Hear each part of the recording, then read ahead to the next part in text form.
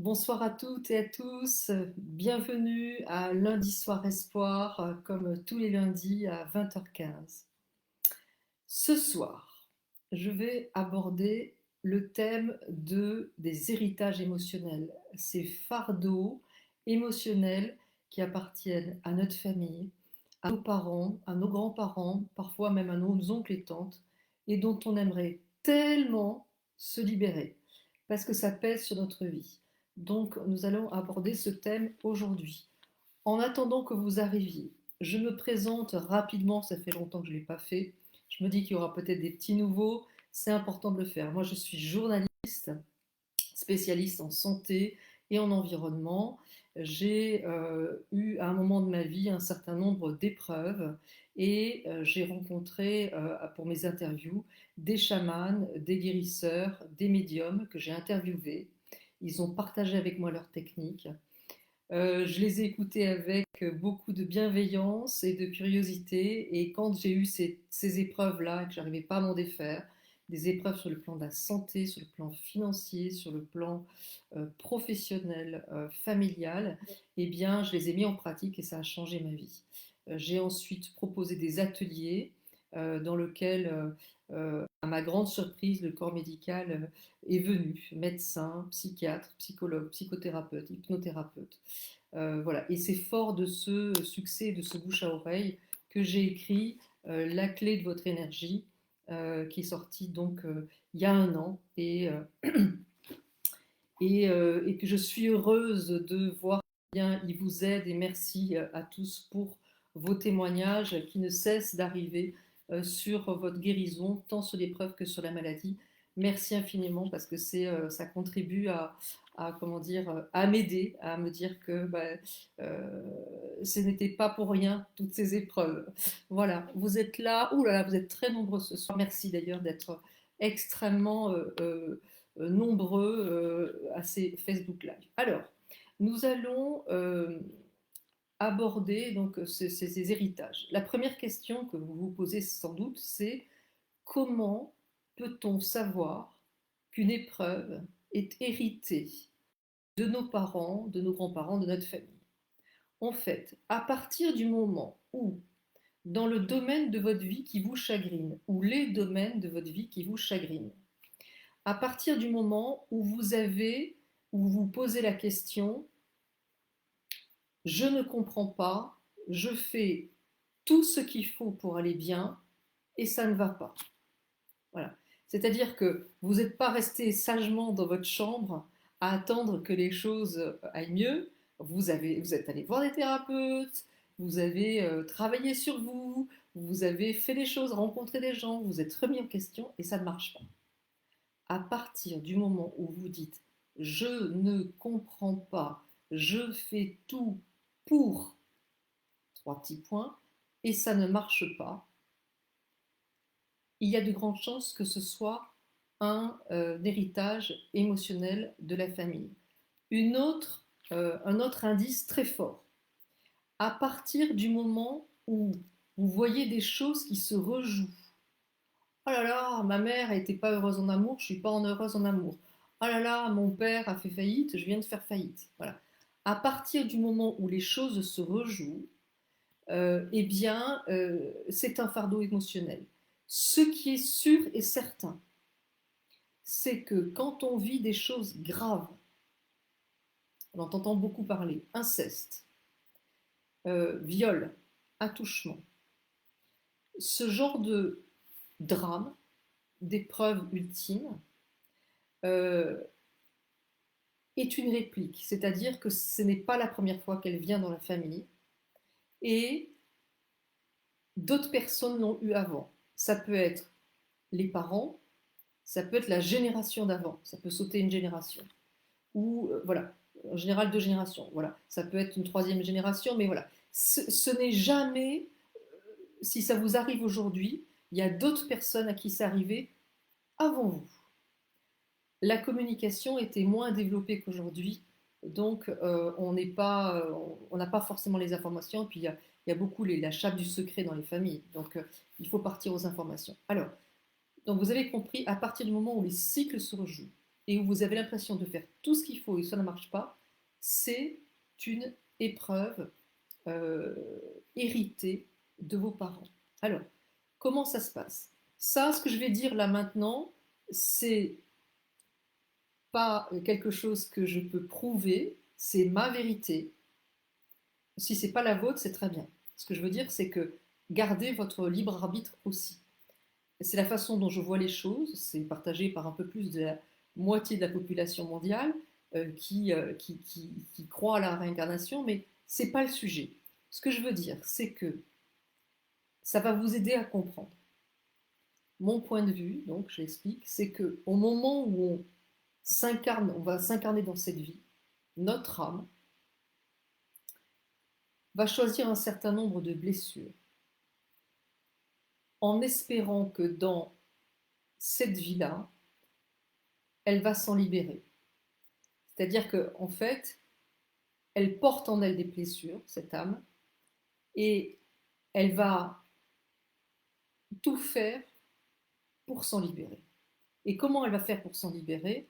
Eh bien, il va y avoir une série d'épreuves qui peut se mettre sous la forme d'une maladie, sous la forme d'une épreuve, sous la forme d'une épreuve ou d'une maladie, et qui fait que c'est pour attirer notre attention de personnes adultes sur quelque chose dont on est à même aujourd'hui de se libérer. Donc une épreuve qui arrive, c'est un message de l'univers, ce que Jung appelle la conscience cosmique, qui dit, là, il y a une ancienne blessure dont tu peux te libérer. Et cette blessure, c'est un fardeau émotionnel qui appartient à la famille. Donc tu vas pouvoir t'en libérer.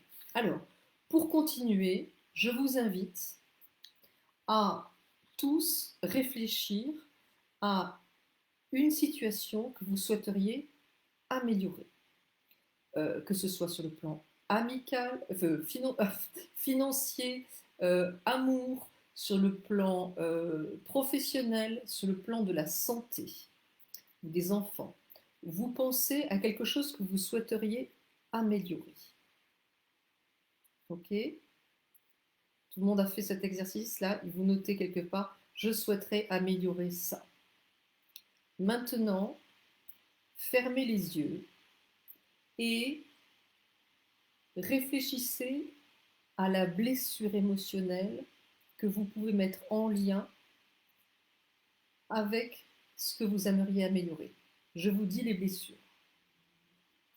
Rejet, colère, trahison, tristesse, injustice, impuissance, humiliation, culpabilité. Vous en choisissez 2. Je les redis, rejet, abandon, humiliation, trahison, injustice, ça c'est les 5 de Lise Bourbeau. Vous y rajoutez la colère, la culpabilité, l'impuissance, la tristesse. Il m'en manque une, je vais la retrouver. Voilà, colère, je l'ai dit, oui, tristesse, impuissance, culpabilité. Bon, il m'en manque une. Bon, en tout cas, vous en choisissez 2. Et vous allez maintenant, quand le live sera terminé, prendre un petit papier et vous dire, tiens, voyons, est-ce que ma mère a vécu, prenons deux blessures au hasard, culpabilité par exemple, et puis injustice, voilà, de Marie Chevalier et de Carole. Culpabilité, injustice, merci pour les 2 exemples. Et vous vous dites, est-ce que maman a vécu de la culpabilité? Mais oui, quand elle n'a pas fait ci, ça, oh, en note. Est-ce que maman a vécu de l'injustice? Oh là là, oui, quand sa belle-mère, ceci, cela, tac, on note. Est-ce que papa, nanana, nanana, exactement, on fait ça. Pour les personnes, parce que je sais, hein, je connais, vous allez me dire, oui, mais moi, j'ai pas d'informations sur mes grands-parents, sur mes oncles et tantes, etc. Quand on fait le job avec son père et sa mère, on a fait 90% du boulot. Donc, ne cherchez pas des excuses pour ne pas faire. vous allez faire avec votre père et votre mère, et comme par magie, parce que ça, j'en reçois des messages là-dessus, comme par magie, vous allez avoir des informations qui vont venir de votre mère, d'une cousine, d'une tante qui vous dit ah et tu savais pas la grand-mère tatati tatala. À partir du moment où on se met sur notre chemin pour essayer de trouver les récurrences et faire en sorte que notre âme se libère de ses fardeaux, les solutions viennent à nous. Donc ayez confiance, cherchez pas des occasions de vous dire j'ai pas toutes les infos donc je fais pas, et faites les choses avec votre père et votre mère. Alors, qu'est-ce qu'on va faire, vous allez me dire? On va nettoyer les liens de souffrance. Alors, dans la clé de votre énergie, c'est le protocole 7. Nettoyer les liens de souffrance. Alors, il va y avoir plusieurs explications, mais notez bien que nettoyer les liens de souffrance, ce protocole de nettoyage des liens de souffrance se fait avec toutes les personnes de notre famille que l'on n'a pas connues, par exemple, une arrière-grand-mère où vous auriez des informations, une grande-tante, ou des personnes que vous avez peu connues ou connues, mais de votre famille bien entendu, mais pour lesquelles vous n'avez rien à leur reprocher. Pourquoi je dis ça? C'est que pour enlever les héritages émotionnels de notre famille, il y a deux types de protocoles. Il y a le protocole nettoyer les liens de souffrance, qui est le protocole 7, je viens d'en parler. Et il y a une version un peu plus costaud, qui est le protocole 8, couper les liens de souffrance. Alors, quelle différence y a-t-il entre nettoyer les liens de souffrance et couper les liens de souffrance? C'est écrit dans le livre, mais je vais le dire quand même parce que vous êtes sympa et que je vous aime bien. Alors, on nettoie les liens de souffrance quand il n'y a pas de, comment dire, de gros griefs, quand la personne ne nous a pas beaucoup déstabilisés. Bon. Dès que la personne nous a fait du mal, consciemment ou inconsciemment, ça n'a pas d'importance, mais nous a déstabilisés, eh bien, elle nous a pris l'énergie. Je ne vais pas expliquer là parce que ça serait trop long, mais il y a d'autres vidéos que vous pouvez retrouver sur mes YouTube où j'explique le vol d'énergie, mais toujours est-il que, à partir du moment où on vit une épreuve avec des déstabilisations répétées, et qui va nous faire des déstabilisations répétées toute notre vie? Qui? Nos parents. Donc nos parents, ben, évidemment, alors ils n'ont pas fait exprès, mais bien sûr qu'ils nous aiment à leur manière, comme ils peuvent, mais évidemment qu'ils nous aiment, évidemment qu'ils font le maximum, nos parents, bien sûr, mais ils font le maximum avec ce qu'ils ont reçu et surtout avec ce qu'ils n'ont pas reçu. Comme nous, on fait le maximum avec ce qu'on peut, d'accord? Donc on n'est pas dans le jugement. Mais toujours est-il que oui, ils nous ont déstabilisés puisque on est venu chercher auprès de nos parents le moyen de guérir. Donc les premières personnes qui vont nous faire souffrir, ce sont nos parents. Donc avec nos parents, eh bien là, nettoyer les liens de souffrance, le protocole 7, il suffit pas. Il suffit pas. On va faire un petit recouvrement d'âme avant, qui est le protocole 6, recouvrement d'âme suite à un vol d'énergie, et on va le finir en coupant les liens de souffrance. Alors, vous entendez bien, on coupe les liens de souffrance, on ne coupe pas les liens. Jamais. On coupe les liens de souffrance. Moi, il y a des personnes avec qui je l'ai fait.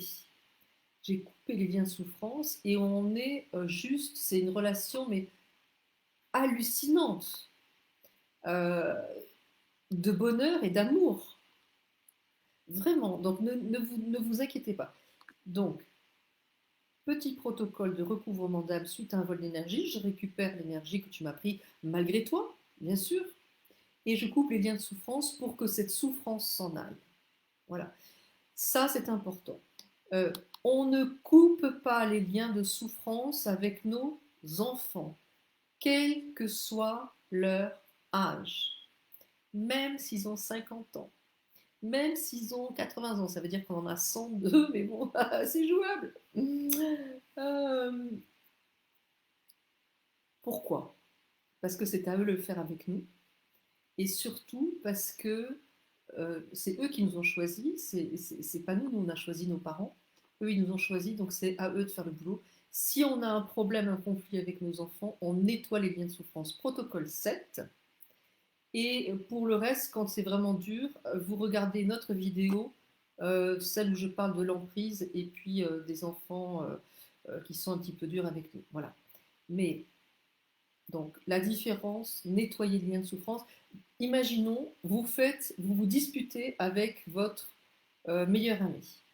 Mais il a toujours été super cool et tout, puisque c'est votre meilleur ami. Cette dispute vous pèse. Petit protocole 7, nettoyer les liens de souffrance. Bon, je m'éloigne, puisque là, on n'est plus tellement sur, sur les héritages émotionnels. Bon, mais en tout cas, protocole 7, c'est pour les personnes, voilà, une grand-mère qu'on a adorée, un grand-père qu'on a adoré, un oncle et une tante qu'on a adoré, des arrière-grands-parents si besoin. Je précise que quand on fait ces protocoles avec des personnes décédées, ça marche ultra bien.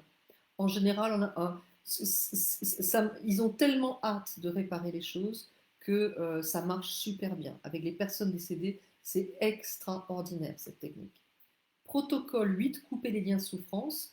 Eh bien, vous allez le faire avec votre père, votre mère, avec les personnes qui vous ont déstabilisé, un frère, une sœur, bien évidemment un conjoint, une compagne, un collègue, un ex-collègue. Mais là, je reviens sur les héritages. Les héritages, eh bien, bien sûr que ce n'est pas les frères et sœurs, bien sûr que ce n'est pas les cousins, bien sûr que ce n'est pas les ex, bien sûr que ce n'est pas les collègues. C'est juste les parents, les grands-parents. Ça va, vous êtes là. Oh là là, je crois qu'on a battu le record. 778 personnes.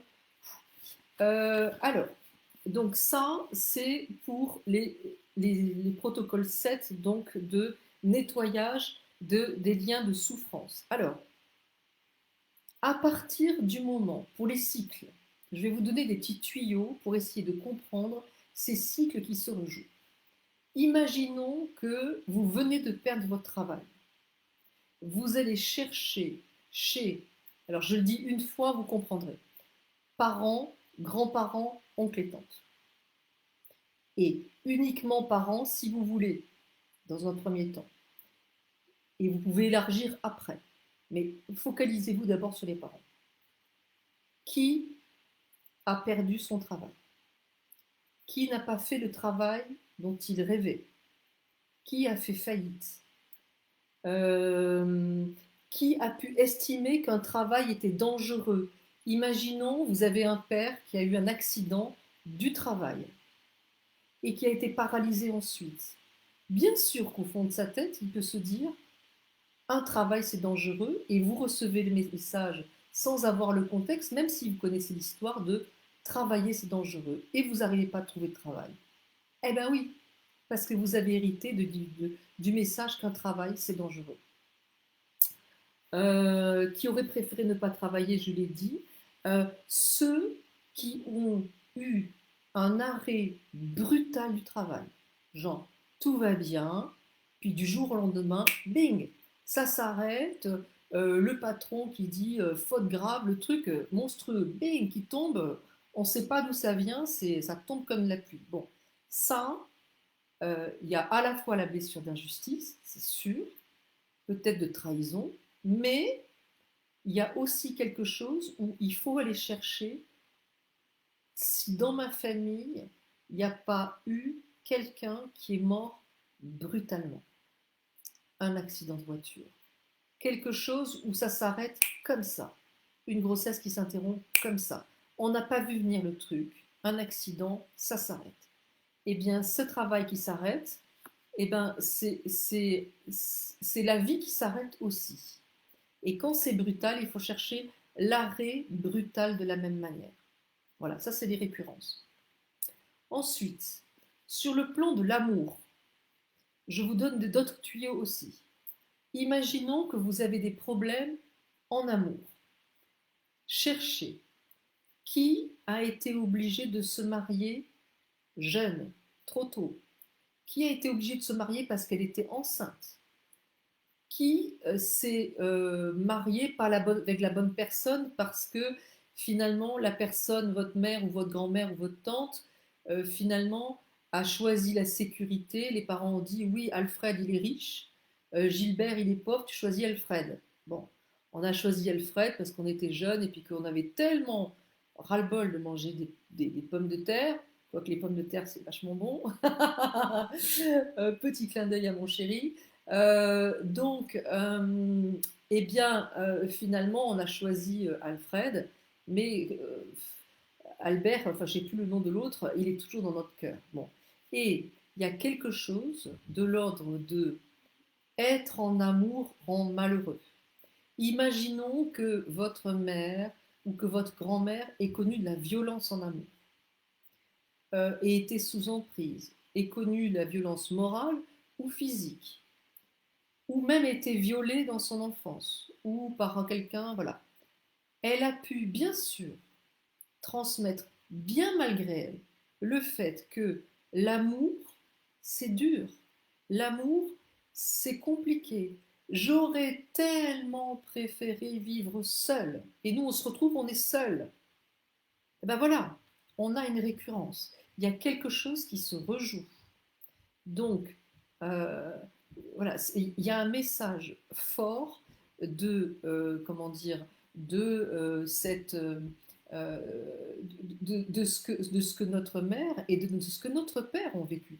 Imaginons que notre père ait été trompé par notre mère. Bon, eh bien, il y a quelque chose qui est inscrit à l'intérieur de lui qui est dit que l'amour rend malheureux.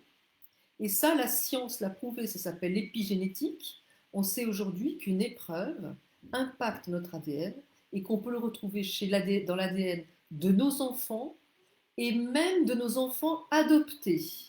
Vous imaginez?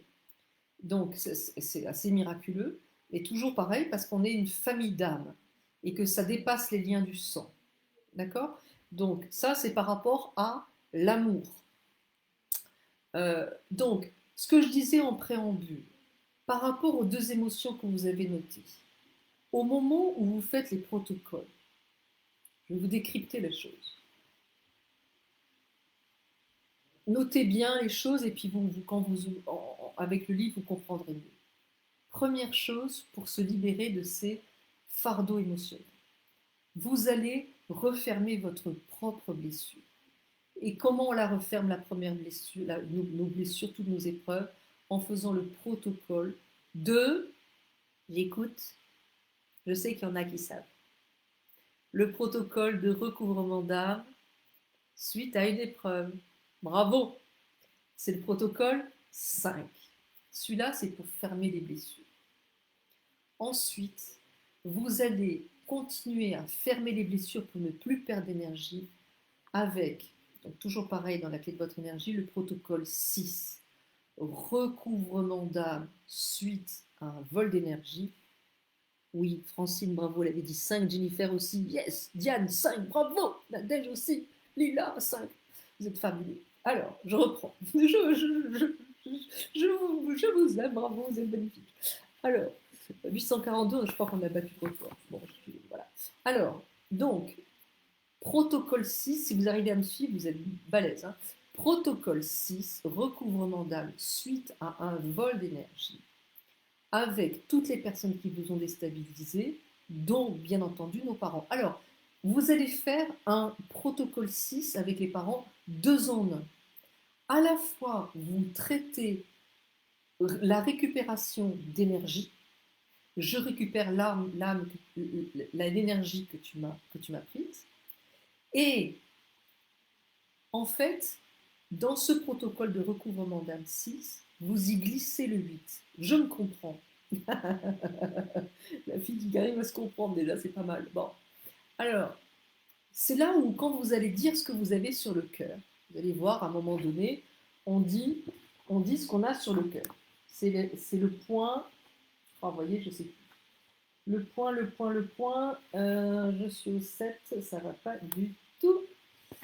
Alors, où qu'est-il 6. Alors, petit alinéa, dites-lui ce que vous avez sur le cœur. Bon, vous dites ce que vous avez sur le cœur à votre père, par exemple, ou avec votre mère, et puis là, Vous enchaînez avec les fardeaux émotionnels. Ouais, ta blessure d'injustice, quand maman t'a fait vivre ça et ça, l'injustice, elle se revit chez moi, dans mon couple, nanana, je m'en libère autant que je t'en libère. Ta blessure d'abandon que tu as vécue quand ta mère t'a abandonné, ben moi je la vis dans mon travail parce que je me sens abandonnée par les collègues. C'est terminé, je m'en libère autant que je t'en libère. Tu sais, quand par exemple tu as eu cet accident du travail et tu as pu imaginer que le travail finalement c'était super dangereux, eh bien moi de mon côté je me retrouve avec pas de boulot. C'est pas mon épreuve, je m'en libère autant que je t'en libère. Et une fois que vous avez dit tous les fardeaux émotionnels que vous voulez plus porter avec votre père, faites la liste. Parfois, ça va durer super longtemps. Vous y passez la nuit.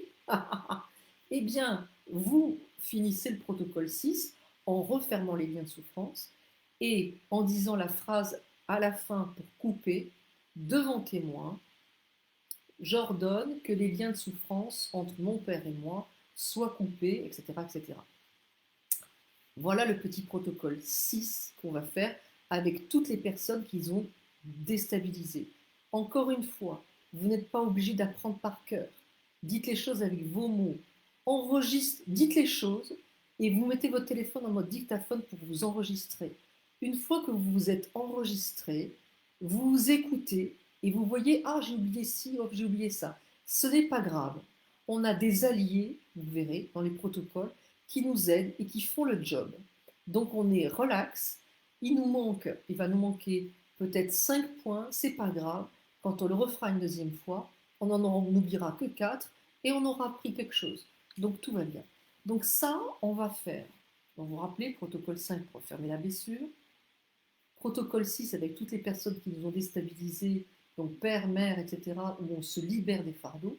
Et ensuite, on va continuer en faisant le protocole 7, nettoyer les liens de souffrance. Quelle heure est-il? Ça va? Nettoyer les liens de souffrance avec toutes les personnes euh, qui ne nous ont pas déstabilisés, parce qu'une grand-mère, après il y a des grand-mères qui sont dégueulasses, euh, euh, on peut avoir une grand-mère fantastique et une grand-mère peau de chameau, quoi.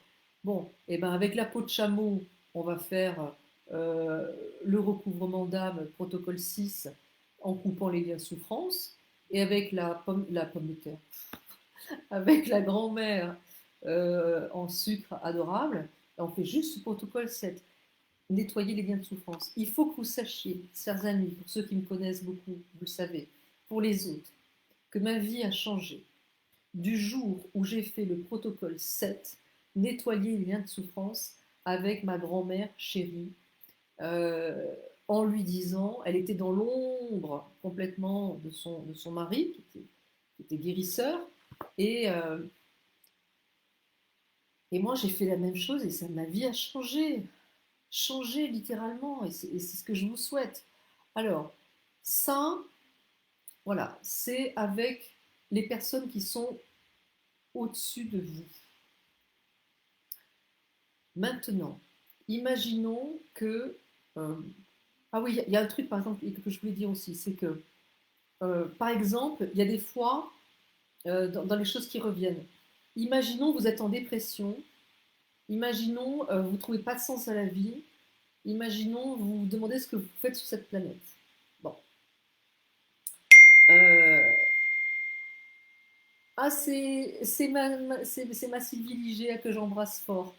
Euh, Donc, imaginons, eh bien, dans ce cas-là, quand on trouve pas de sens à la vie, la plupart du temps, c'est qu'on a eu une mère ou une grand-mère, parce que ça peut sauter une génération, une mère ou une grand-mère qui a fait une fausse couche, qui a fait une interruption de grossesse, ou qui a perdu un enfant jeune, et qui, dans sa tête, dans son mental, a associé, bien malgré elle, les mots naissance et mort.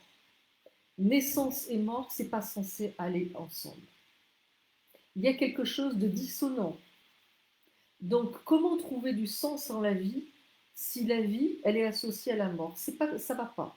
Donc, si vous trouvez complètement dans les choux, dites-vous qu'il faut que vous fassiez le protocole 7 ou le 8, hein, qu'on a vu tout à l'heure, vous écoutez, sinon si vous prenez le live maintenant, avec la personne de votre famille qui a pu associer dans sa tête les mots naissance et mort. Alors, je vous entends, hein, parce que ouais, je vous connais, il y en a qui doivent se dire oui, mais moi j'ai avorté, moi j'ai fait une fausse couche, et alors mes enfants, au secours, au secours, au secours. Bon, rassurez-vous, déjà, si ça vous est arrivé, c'est que ce n'est pas la première fois. Donc, en faisant le travail, en cherchant d'où cette épreuve que vous avez vécue, même si c'est quelque chose que vous avez décidé, vient, et en nettoyant les liens de souffrance avec la personne qui a vécu ça avant vous, vous allez nettoyer avant vous et après vous. Ça nettoie la lignée.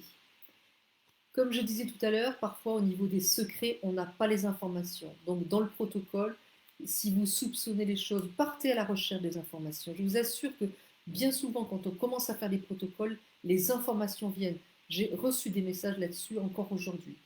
Donc, oh, c'est incroyable, j'ai fait ça avec mon père, j'ai fait ça avec ma mère, j'avais aucune information sur ma grand-mère, bing, c'est arrivé par ma cousine. Je ne savais même pas qu'elle savait ça. Les messages viendront à vous. Mais menez votre petite enquête aussi, faites les choses par vous-même. Donc, en faisant, si vous avez un doute et que tout le monde est décédé, vous ne savez pas, vous pouvez très bien vous adresser à votre grand-mère en disant ma grand-mère chérie, j'ai rien à te reprocher, c'est juste que si jamais tu as fait une fausse couche, une interruption de grossesse ou que tu as perdu un enfant et que tu l'as dit à personne, ben, c'est pas bien grave, mais moi je veux m'en libérer.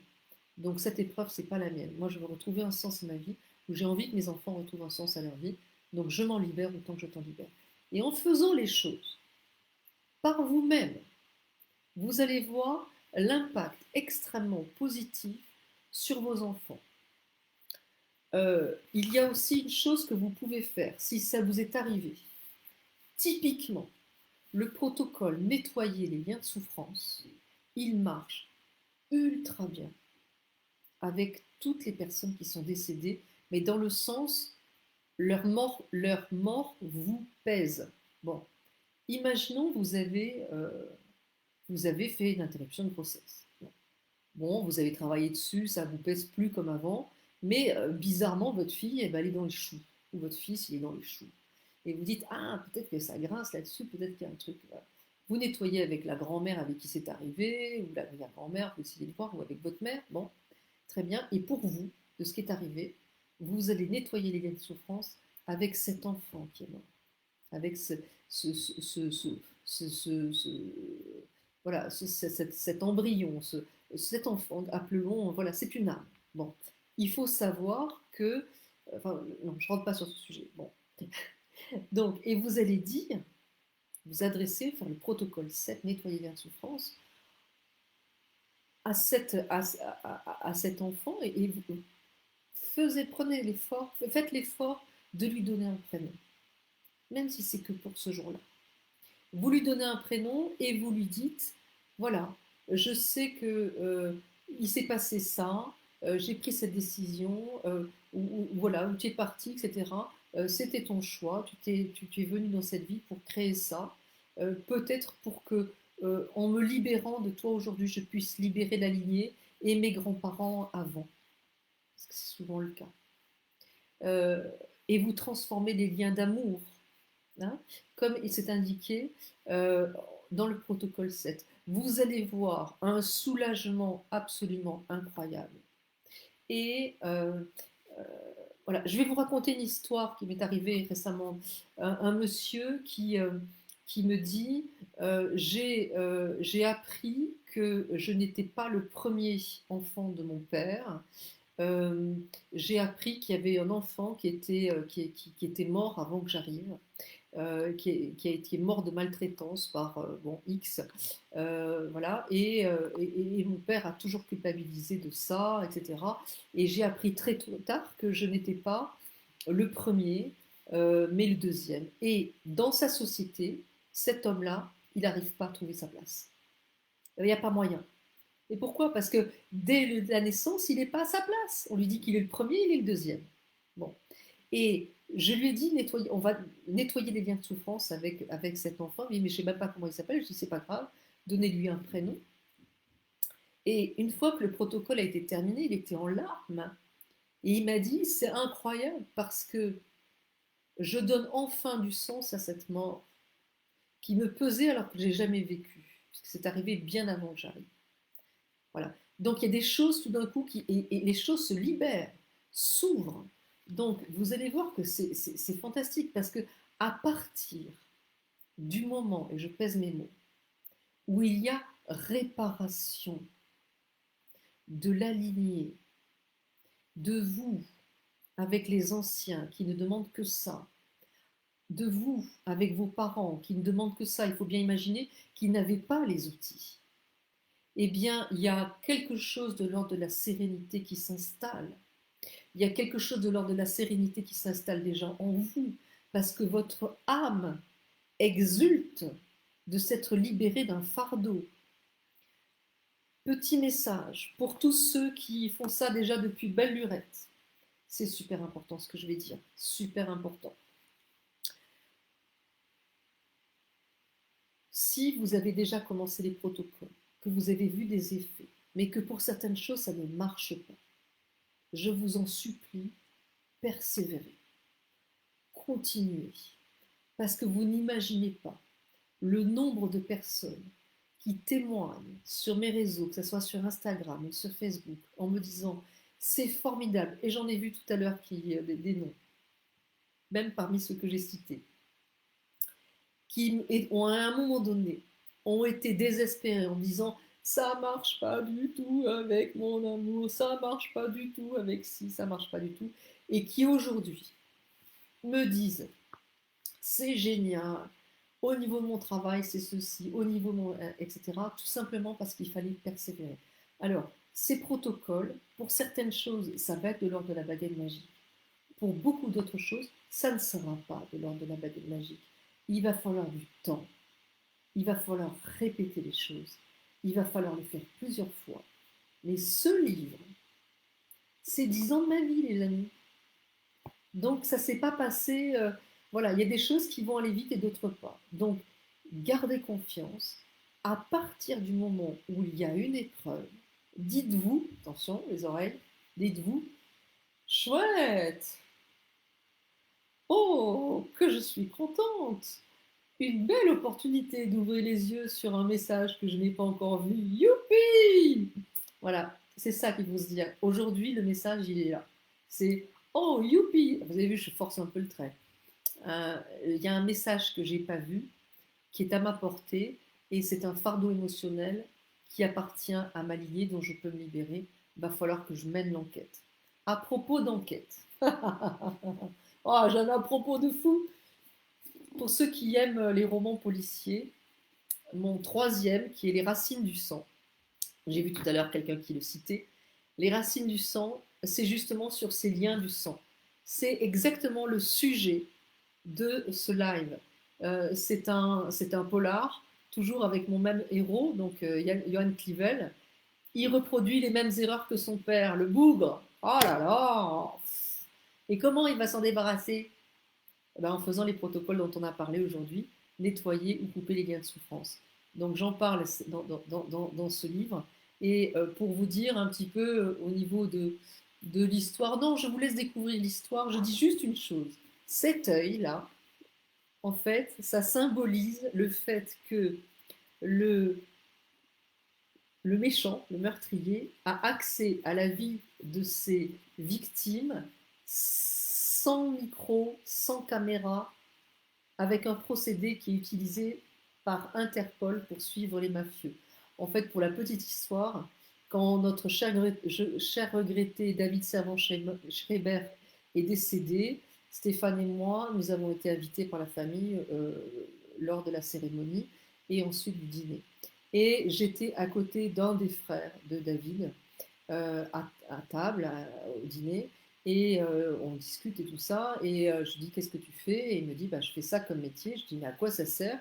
Et il me dit, ça permet de savoir exactement ce que font les mafieux, sans micro, sans caméra. Et je dis, waouh, génial, ça va me donner un sujet pour mon livre. Et au moins, c'est pas les gentils qui l'utilisent, c'est les méchants. Voilà, mais ça, c'est pour la petite blague. En tout cas, sur voilà, si cette histoire d'héritage émotionnel vous intéresse, sachez qu'il y a Les Racines du sang, qui est mon troisième roman policier, voilà, sur la question. Je regarde un petit peu les choses. Ah oui, un truc super important, au niveau de la maladie. Au niveau de la maladie, euh, si vous avez des récurrences ou des croyances limitantes, dans ma famille, on a tous des cancers, dans ma famille, on a tous des diabètes, dans ma famille, on a des crises cardiaques, etc., etc., etc., vous allez faire un nettoyage des liens de souffrance avec la première personne qui a eu cette comment dire, maladie, et avec les autres en disant, cette maladie n'est plus la mienne, je m'en libère autant que je t'en libère. Voilà. Et ça, la croyance limitante, elle va partir. Parce que ça, c'est vraiment prouvé dans le livre, dans la clé de votre énergie. J'explique comment effectivement c'est prouvé scientifiquement qu'une croyance limitante, qu'une maladie qu'on pense génétique peut s'arrêter instantanément à partir du moment où la croyance limitante s'en va. Donc en nettoyant les liens de souffrance avec ces personnes, puisque elles vous ont rien fait de mal, elles n'ont pas voulu que vous attrapiez la maladie, eh ben vous allez vous en libérer. Concernant les enfants et notamment les tout petits, les nourrissons, sachez que nos enfants sont des miroirs de nous-mêmes et que en leur disant, plus ils sont petits, on va dire, et, euh, et plus, comment je pourrais exprimer ça? Je vais vous prendre une histoire et vous allez comprendre. Euh, une de mes amies, c'est cité dans le bouquin d'ailleurs, une de mes amies avait son petit-fils qui avait une sténose du pylore, c'est-à-dire il régurgite sans arrêt. Ils partent à l'hôpital ultra inquiets parce qu'ils ne gardent rien et qu'ils craignent la déshydratation. Et mon ami me téléphone et je comprends qu'il y a des peurs et que ces peurs-là sont des héritages émotionnels transgénérationnels. Bon. Je lui dis, il a quel âge ton petit-fils? Elle me dit, ben, il a quelques mois. Bon, ok. Alors, d'un coup, comme ça, elle me dit, oh, mais ma fille, donc c'est la mère de cet enfant, de ses 0 à 3 ans, ça a été l'enfer, on a cru la perdre sans arrêt, c'était pareil, etc. Ah, je dis, intéressant, je dis, et avant? Ah, ben moi, c'est pareil, de 0 à 3 ans, j'ai passé ma vie à l'hôpital, on a cru tout le temps me perdre. Ah, intéressant. Et avant? Ah ben ma mère aussi, de ses 0 à 3 ans, etc. et tout ça. Et avant, elle me dit, eh ben ma grand-mère a perdu une fille à l'âge de 3 ans. Et en fait, on a toutes ces générations, ce bébé est quatrième génération, où entre 0 et 3 ans, ça se rejoue. Bon, qu'est-ce, qu'on, qu'est-ce qui s'est passé? J'ai dit comment dire, ma chère amie, passe-moi ta fille. Bon, elle m'a passé sa fille et je lui ai dit, tu vas dire à ton nourrisson, tu as une sténose du pylore, tu régurgites parce que tu as peur. Mais ces peurs ne sont pas tes peurs. Ce ne sont pas les miennes. Ce ne sont même pas celles de ta grand-mère, mais elles appartiennent à ton arrière-arrière-grand-mère qui a perdu un enfant. Et depuis, les choses se rejouent. Cette peur, je t'en libère parce que je vais m'en libérer. Je vous le donne en mille. 1 heure et demie après, ils étaient sortis de l'hôpital, l'enfant avait pris son biberon, il l'avait accepté. Il n'a plus jamais régurgité. Cette technique-là, enfin cette expérience-là, je l'ai racontée lors d'un atelier à une infirmière qui m'a raconté l'avoir fait le soir même de l'atelier à une maman dont le bébé avait une sténose du pylore et dont l'oncle de cet enfant, il portait d'ailleurs le même prénom, avait une sténose du pylore. Elle lui a dit, c'est pas ton épreuve, je t'en libère. Et moi aussi, je vais m'en libérer. Voilà. et cet enfant est allé très très bien. Voilà, donc les héritages émotionnels avec nos enfants, imaginons que vous avez noté par exemple dans les blessures des peurs, des tristesses, des colères, des choses comme ça. Si votre enfant est en colère, etc., vous pouvez essayer de lui dire, même s'il est plus vieux, au fait, tu sais, hein, ta colère, je ne sais pas si tu sais d'où elle vient, mais peut-être qu'elle ne vient pas de toi. Peut-être qu'elle vient de moi. Et même, je vais te faire une confidence, je suis en train de faire des recherches, mais il est possible qu'elles ne viennent pas que de moi, mais qu'elles viennent de grand-papa qui était très en colère d'être parti à la guerre, qu'elles viennent de ton papy qui était très en colère parce que son voisin lui avait fait un procès, il avait perdu sa maison, j'en sais rien. Voilà. Et vous dites, parce que du coup, ben, l'enfant, au fond de lui, il sait qu'il porte une blessure qui ne lui appartient pas. Il ne le sait pas, bien évidemment, comme vous ne le saviez pas juste avant ce live peut-être. Et maintenant, que quand les choses elles sont conscientisées, eh ben, avec les enfants, ça peut suffire pour que ça s'en aille. N'empêche que si ça s'en va pas, eh ben, il faut quand même tenir la promesse de ce qu'on a dit et faire le travail nous. Vous n'allez pas faire les protocoles à vos enfants, ils sont trop jeunes, il faut qu'ils soient motivés, ça n'a pas d'importance, il ne faut pas qu'ils fassent les choses. Vous le faites vous et ça va nettoyer la lignée. Faites-leur confiance à vos enfants, d'accord? Donc, faites les choses vous et en nettoyant, vous allez ôter un poids des personnes avant vous, qu'elles soient défuntes ou vivantes, à votre descendante qui aura ses fardeaux aussi parce que ils ont leur travail à faire, ils se sont incarnés dans cette vie pour résoudre des solutions. Donc c'est important que laissez-leur un petit peu de travail quand même, il ne faut pas tout faire. Non, je plaisante. Mais en faisant les choses, vous allez les aider. Voilà.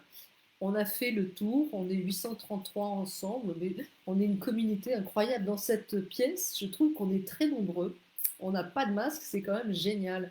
Alors je vais de ce pas vous embrasser très fort avec le cœur, vous dire, vous donner rendez-vous pour lundi prochain à 20h15 pour un autre thème de lundi soir espoir. J'espère que ce thème ce soir vous sera bénéfique et vous aura permis de voir les choses autrement. Prenez le temps de lire le livre en entier avant de faire les protocoles structurels 5, 6, 7, 8. Les protocoles 1, 2, 3, 4, vous pouvez les faire tout le temps, tout de suite, plusieurs fois par jour, le 9, le 10, le 11, le 12, le 13, le 14 jusqu'au 22. Vous les faites quand vous voulez, plusieurs fois par jour. Il n'y a pas de souci, vraiment, n'hésitez pas. Les autres, vous attendez d'avoir une vision globale des choses pour les faire et vous vous laissez du temps. Donnez-vous du temps, surtout tous ceux qui ont noté la blessure d'injustice. Vous, tous ceux qui ont noté la blessure d'injustice, vous êtes injuste envers vous-même et vous ne vous donnez pas du temps. Donc donnez-vous du temps. Faites une petite séance de plusieurs protocoles. Attendez 15 jours que ça infuse en vous, tranquillou pépère. Parce que sinon, bah, cette énergie ne prend pas sa place. Donc si vous faites les choses trop vite, ça ne marchera pas. Vous vous donnez du temps. Vous allez laisser passer un mois, 2 mois, et vous refaites. Et persévérez, persévérez. Vous ne le regretterez jamais. Sur ces bonnes paroles, je vous souhaite une bonne soirée. Je vous dis à très bientôt et un immense merci d'être si bienveillant et d'être si présent. Au revoir.